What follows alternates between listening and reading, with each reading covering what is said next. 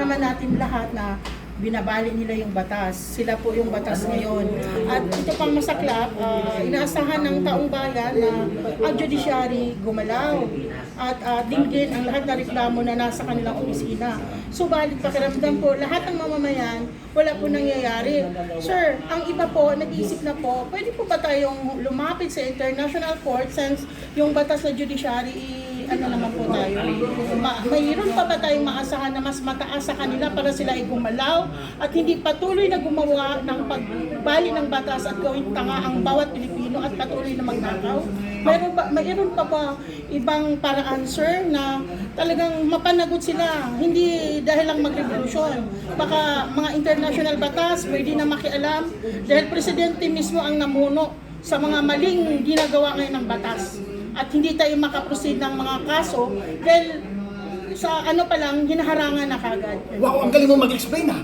International lawyer ka ba? Ako mismo na kumbinsi eh. Gusto ko na rin magpasa sa international body ng complaint dahil ang bagal-bagal ng ating mga institusyon sa Pilipinas ng pagre-render ng justice para sa ating mga kababayan. Totoo po, in general, ang sinabi ninyong prinsipyo na kapag ang mga main institution ng ating bansa ay hindi na gumagalaw para sa kapakanan ng mga Pilipino, pwedeng mag-step in ang mga supranational agencies para mapanagot sila at makamit talaga natin ang totoong kalayaan. Kapag merong systemic na korupsyon na nangyayari sa ating bansa at oppression sa ating mga mamamayan, tama po ang sinasabi ninyo na pwede na tayong dumulog sa kanila. Pero mga kababayan, tandaan natin, ang number one weapon natin para kontrahin ang isang korap na gobyerno ay ang ating boses.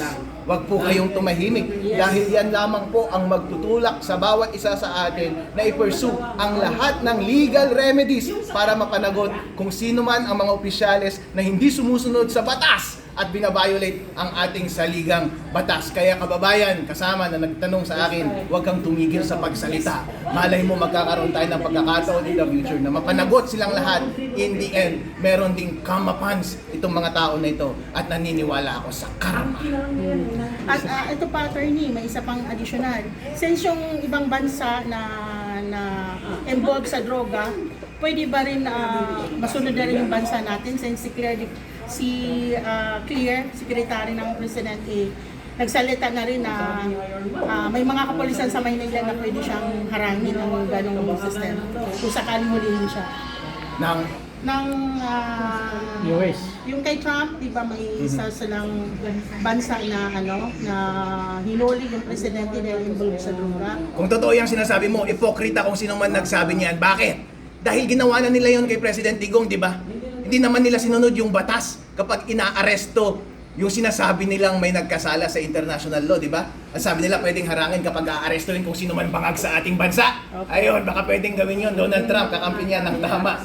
Kaya kapag merong nangyari at gusto silang panagutin sa tamang venue at gustong mag-step in ng international powers para lamang ituwid ang lahat ng kabaluktutan dito sa ating bansa, hindi ako kumokontra dyan.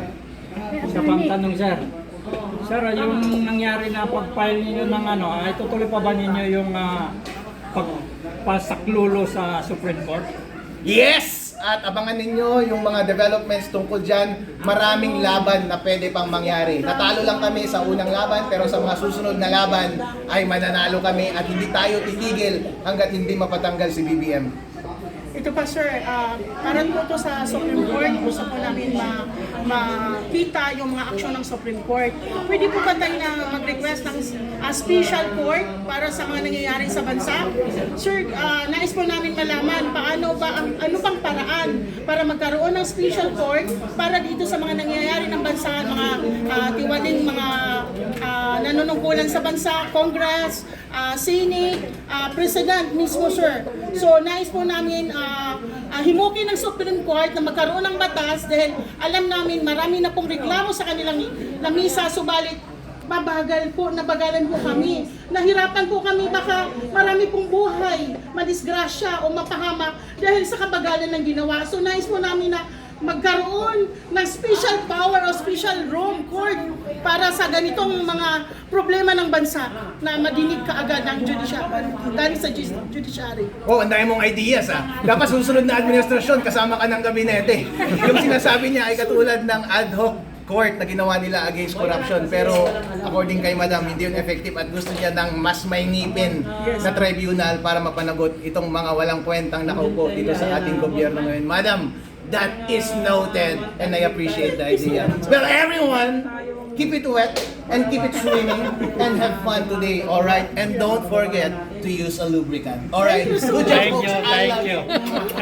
Bigyan na yan natin.